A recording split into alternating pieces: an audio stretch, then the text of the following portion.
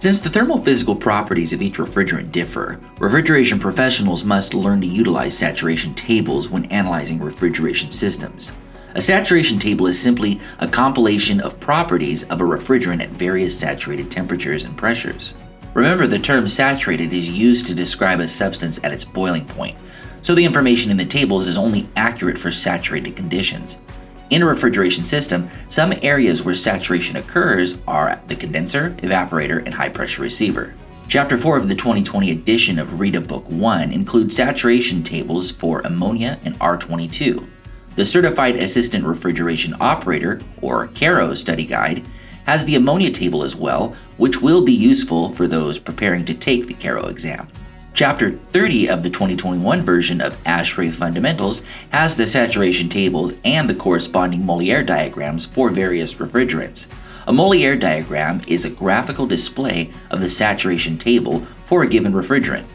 The RETA saturation tables contain the following columns: temperature measured in degrees Fahrenheit, gauge pressure measured in pSig, absolute pressure measured in pSia, specific volume measured in cubic feet per pound.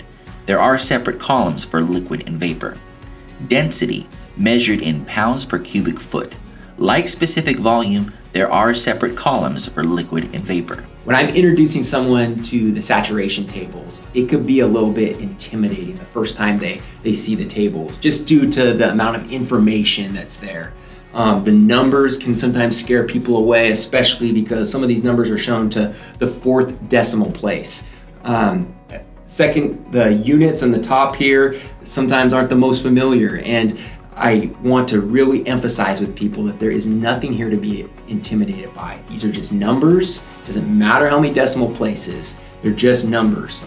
And when solving a problem using the saturation table, the number one thing I emphasize is to focus on selecting the correct column by focusing on correct unit. So if you pick the correct column, it's pretty easy to look up a number, and again, you might have 4 or 5 decimal places, but it's just a number. It's not too challenging to work with. The tabulated information in ASHRAE Fundamentals contains more detail than the RETA tables and has additional thermophysical properties such as enthalpy, entropy, specific heat, and more.